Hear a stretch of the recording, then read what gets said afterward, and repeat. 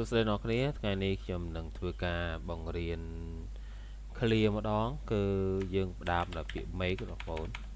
អ្នកគ្នាហើយ make ហ្នឹងបើយើងប្រែប្រយោគប្រែពាក្យទៅគឺវាជាកិច្ចសព្ទយើងប្រើថាធ្វើឬក៏បង្កើតអញ្ចឹងណា make បើយើងប្រើទម្រង់ជាpresent simple ជា past simple ទៅជា made អូខេ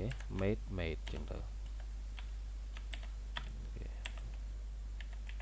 ប៉ុន្តែខ្ញុំនឹងយកពាក្យ make នេះធ្វើនេះណាយើងបូកជាមួយនឹងពាក្យមួយទៀតឲ្យបង្កើតបានជា clear ហើយនឹងអត្ថន័យផ្សេងហើយនឹងបង្កើតឧទាហរណ៍ឲ្យចឹងណាអូខេឥឡូវនេះខ្ញុំនឹងប្រើពាក្យដូចជា make coffee make coffee ប្រើថាឆុងកាហ្វេអូខេ make coffee make fire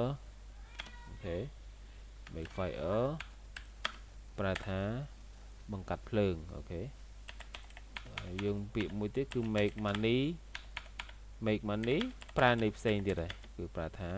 រកលុយចឹងទៅហើយមួយទៀតយើងប្រើពាក្យអីគេទៀតយើងក្បាលពាក្យ make បងប្អូនអូខេ make breakfast ហ្នឹងធ្វើអាហារពេលព្រឹកចឹងទៅអូខេyou can say make friend okay can I make friend with you make friend ធ្វើវត្ថុចឹងទៅអញ្ចឹងពាក្យ make មួយហ្នឹងគឺយើងអាចបង្កើតផ្គុំជាមួយនឹងនាមគឺបង្កើតទៅអត្ថន័យផ្សេងហើយក៏ជា clear ដែលគេភាគច្រើនគេប្រើអូខេដូចជា make coffee I always make coffee ចឹងអូខេ I always make coffee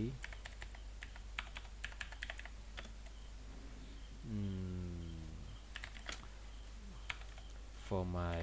father ចឹងទៅ for my father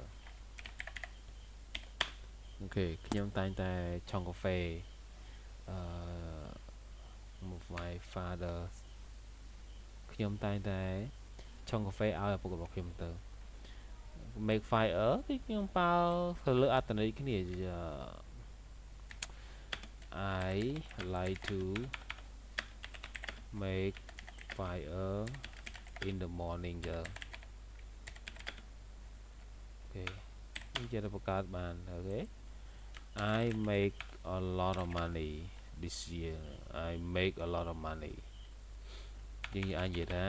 I can make a lot of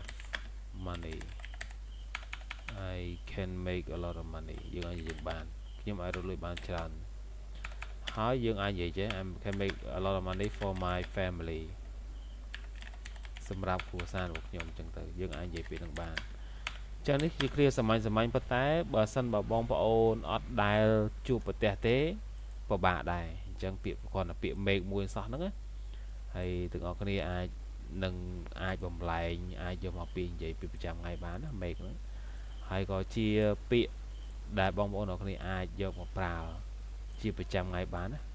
ពាក្យ make អូខេយើងអាចនិយាយពាក្យមួយទៀតគឺ make friend អូខេ make friend យើងអាចសួរសំណួរថា can I make friend with you តើខ្ញុំអាចធ្វើមិត្តជាមួយអ្នកបានទេ can I អូខេ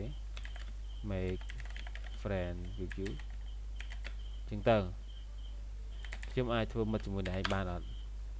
ចឹងពាក្យទាំងអស់ហ្នឹងគឺពាក្យ make ធ្វើបង្កើតចឹងទៅអ្នកខ្លះគេថាឧទាហរណ៍ថាយើងតែងតែឃើញពាក្យ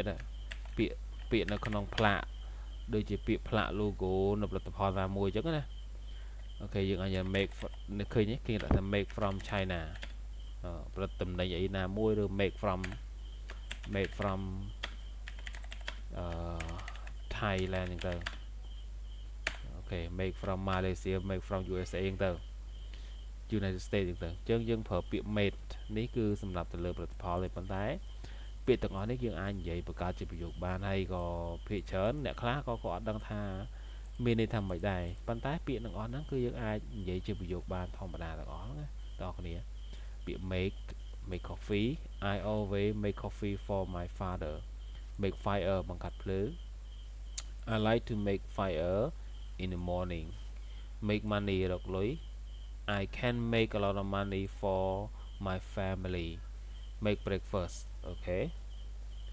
យើងអាចនិយាយថា I like to make breakfast អញ្ចឹងទៅ by my own by my own ក៏បានឬក៏ by myself ក៏បានដែរ by myself អូខេខ្ញុំតែងតែខ្ញុំចូលចិត្តធ្វើអាហារពេលព្រឹកដល់ខ្លួនឯងអញ្ចឹងទៅអូខេពាក្យទាំងអស់ហ្នឹងគឺយើងអាចបង្កើតជាប្រយោគបានហើយក៏សូមសំណូមពរឲ្យបងប្អូនឬក៏សិស្សានុសិស្សទាំងអស់យកពាក្យហ្នឹងយកទៅរៀនទៅដើម្បីយើងវឹកហាត់និយាយទាំងអស់គ្នាហ្នឹងហើយខ្ញុំមានតែប៉ុណ្្នឹងទេ